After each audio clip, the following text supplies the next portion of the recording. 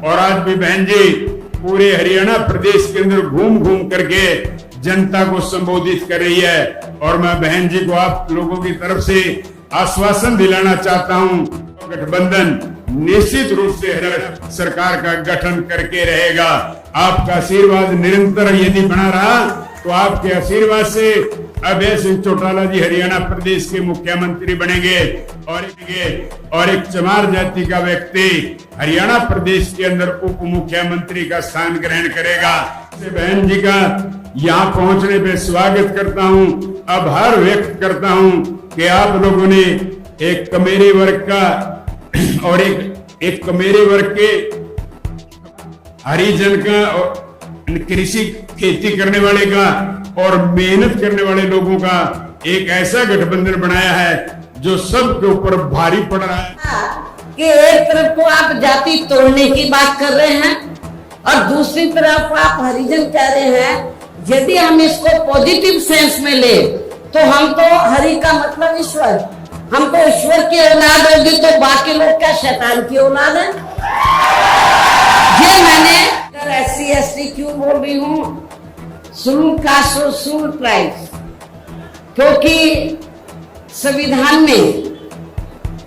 जो दलित वर्ग के लोग हैं तो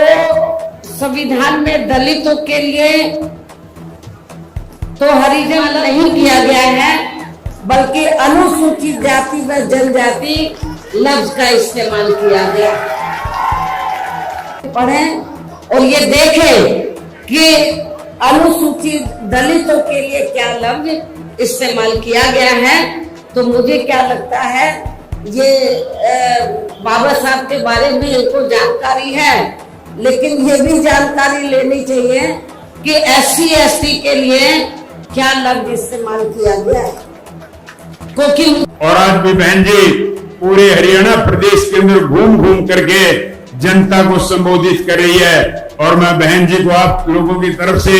आश्वासन दिलाना चाहता हूं कि आपका बनाया हुआ गठबंधन निश्चित रूप से हरियाणा प्रदेश के अंदर सरकार का गठन करके रहेगा। आपका आशीर्वाद निरंतर यदि बना रहा तो आपके आशीर्वाद से अभय सिंह चौटाला जी हरियाणा प्रदेश के मुख्यमंत्री बनेंगे और एक चमार जाति का व्यक्ति हरियाणा प्रदेश के अंदर उप मुख्यमंत्री का स्थान ग्रहण करेगा। तो दोस्तों मेरी आप सबसे यही प्रार्थना है कि बहन जी के बनाए इस गठबंधन को तेज गति से चलाने का काम करें। 36 बरादरी के लोग इस गठबंधन के साथ दोस्त जुड़ते जा रहे हैं और मैं फिर से बहन जी का यहाँ पहुंचने पे स्वागत करता हूँ, आभार व्यक्त करता हूँ कि आप लोगों ने एक कमेरे वर्ग का और एक कमेरे वर्ग के कमाने वालों का हरिजन का और कृषि खेती करने वाले का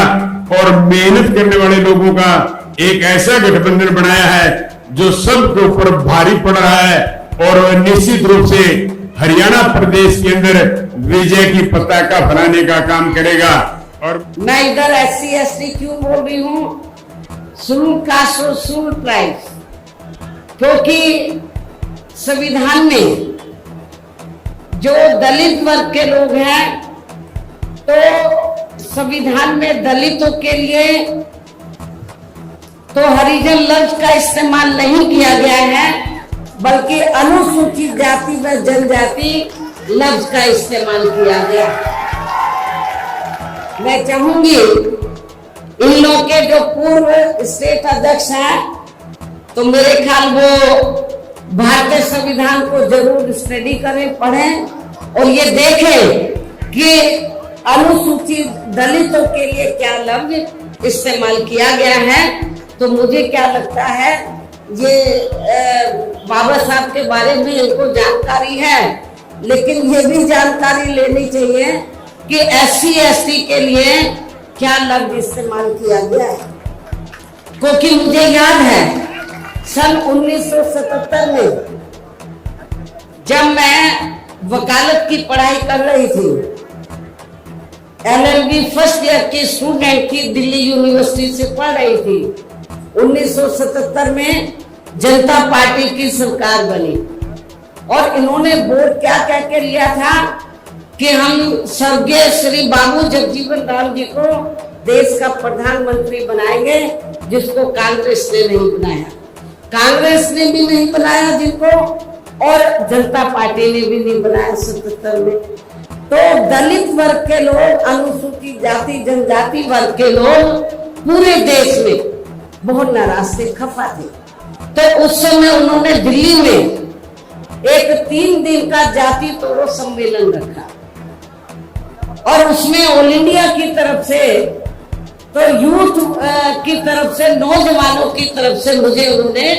इनवाइट किया बोलने के लिए। और जब मैं उस सम्मेलन में बोलने के लिए गई तो वहां पर जितने भी जनता पार्टी के नेता थे तो वो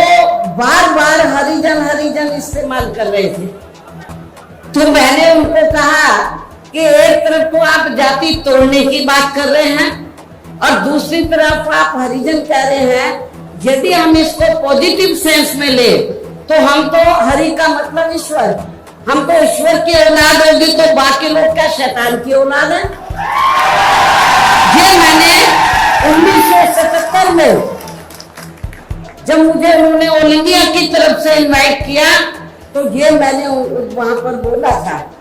तो उधर ही जो जनता पार्टी के जो नेतागण लोग थे उन्होंने माफी मांगी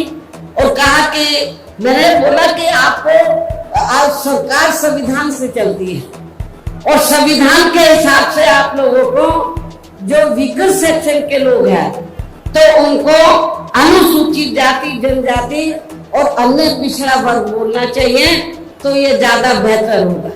उनको रियलाइज करना पड़ा और ये कहना पड़ा कि बहन जी जो बोल रही है वो सही बोल रही है।